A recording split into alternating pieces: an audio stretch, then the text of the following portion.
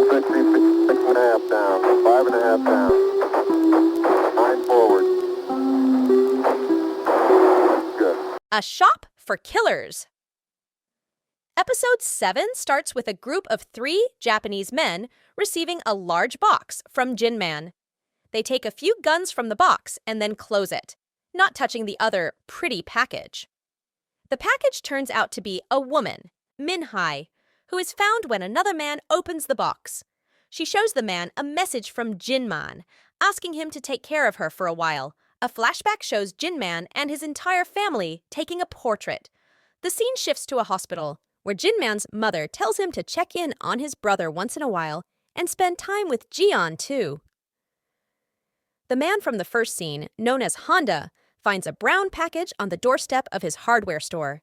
He takes it inside, all the way to a secret underground hideout.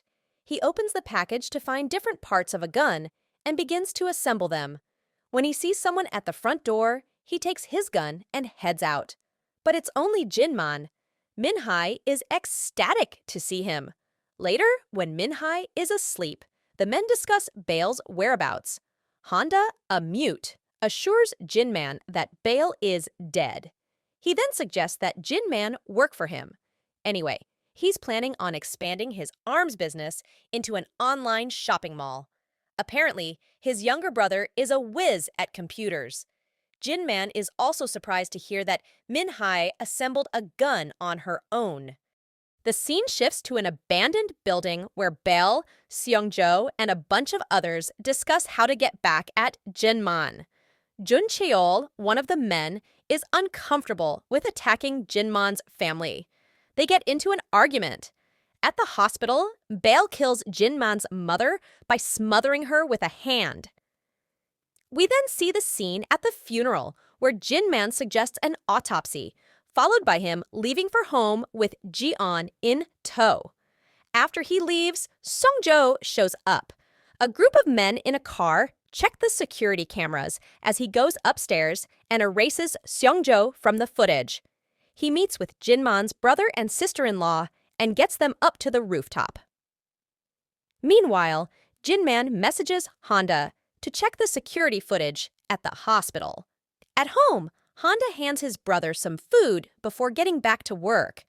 On the rooftop, Jinman's relatives suffer a slow and painful death. That's when Jun Cheol calls Jinman and tells him Bale is out to get him. Jinman messages Honda to protect Ji-on. Honda's brother complains about him going out, but Honda promises to come back before dinner.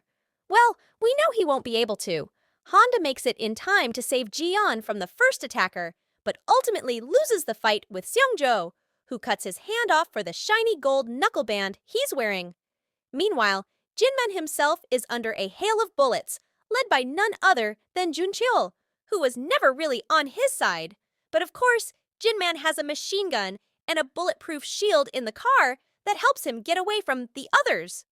At Honda's hardware store, Min-hai sees 2 men break inside through the security cameras.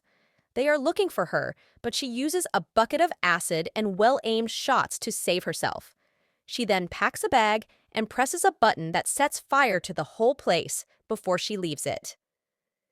Meanwhile, Passon comes home to find his front door unlocked. Inside is Jinman, bloody and weak from bullet wounds. When he wakes up, Passon asks him why he tried to kill Bale in the first place. He says it was to set things right, since he was the one who lied to keep Bale out of jail. Passon gives him a gun with 13 rounds. While Bale beats one of his team members, Yong-han turns up.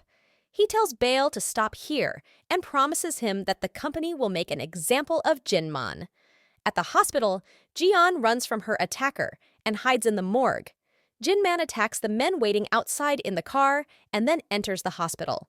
Elsewhere, Bale is driving and tells Seong-jo on the phone that he must be the one to end Jinman. Jinman takes care of the attacker and picks up Ji-on. In the passageway, he comes face to face with Bale. Thankfully, a crowd of mourners passes in between them, and Jinman escapes. Yong-han comes home to find Jinman there, pretending to be a guest invited by Yong-han. In private, Jinman tells Yong-han he could have killed his family but didn't. He tells Younghan to end the fight here, and Younghan calls bail, telling him to stop as well. Bail just laughs. While Jian sleeps, Jinman speaks with Pasin, saying that he needs a long-term plan for protection. The next thing we see is the field with Jinman's new house, where he tells Pasin they're going to build an underground mall. He also picks up Honda's brother and gets him there. Pasin approaches Min Hai, who was working at a restaurant. After Jian moves in, brother works for Jinman at the warehouse while Pasin trains Min Hai. But Jinman continues to have nightmares about bail. One day, Jinman teaches Jian how to assemble and shoot a gun at the end of A Shop for Killers Episode 7. If you're watching this channel for the first time, hit the subscribe button and watch other episodes. Until then, it's me, Mitsubishi, signing off.